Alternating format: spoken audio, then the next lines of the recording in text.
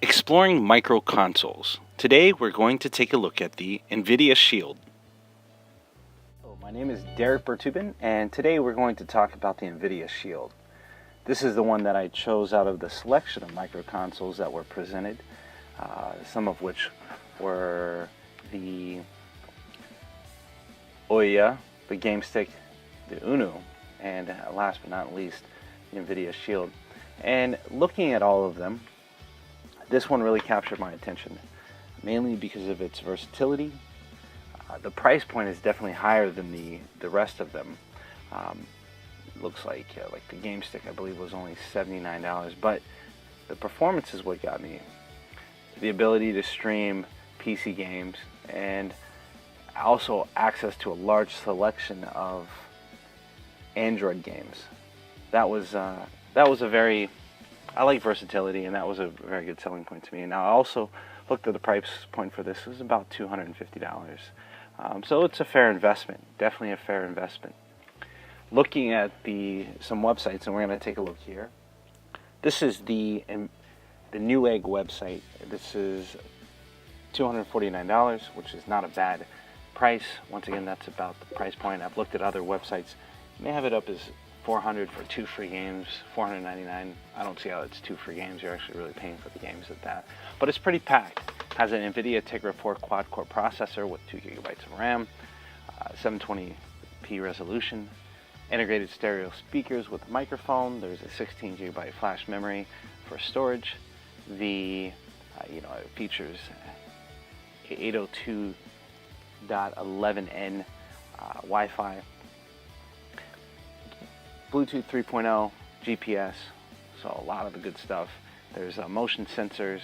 I mean, we have everything that you would find in a mobile phone, but this is definitely a heavy-duty gaming system. And all the reviews, as you notice if you look back, out of every 83 reviews, almost all of them were 5 eggs, which is awesome.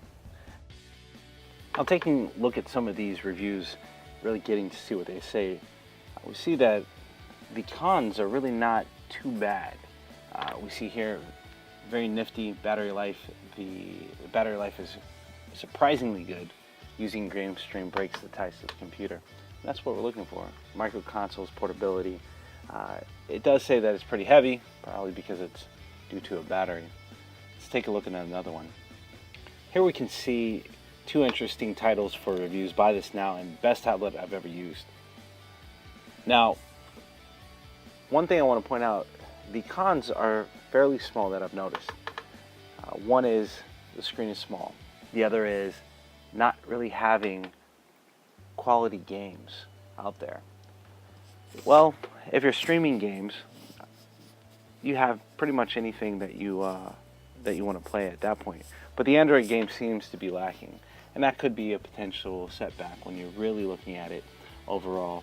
And if you like higher end quality mobile games, then this may be something that you want to take in consideration. Really, it looks like the Nvidia Shield is a good option, a good viable option. The price point is higher than the other options that we've mentioned, such as the Game Stick, but it does give you a lot more capability. An interesting opportunity, it seems to be, on the Nvidia Shield is the lack of games. So as a developer, this seems to be a good opportunity. And taking a look at the Nvidia website, I was looking for why would I want to develop a game for the Nvidia Shield, and we're going to take a look at their website. So here is the Nvidia website. We can see the question asked, why develop for Shield? Some of the bullet points: world-class Tegra 4 development platform, console quality development tools, 100% stock Android OS. That's one of the things I like, because I actually prefer the Nexus experience, the Nexus 4, the Nexus 5 experience, over any of the other experiences that I've found on Android. So that's good. There's the ability, once again, to stream games from GeForce GTX powered PCs. There's also the ability to deliver an ultimate Android gaming experience.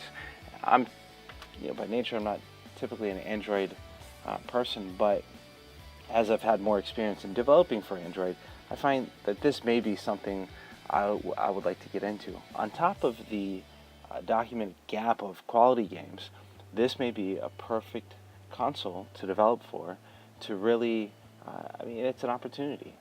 You may be able to, as an up-and-coming developer, be able to fill that gap of those quality games, the lack of thereof, and maybe make a name for yourself. Aside from what I found on the website and maybe Unity's website, I didn't really feel or see too many incentives outside of the lack of quality Android games to attract developers to develop for a Shield.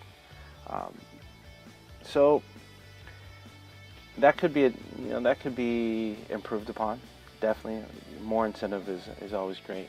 But I think if you are a hardcore gamer and you want to create an excellent gaming experience, developing for the Shield as a developer would be a good choice.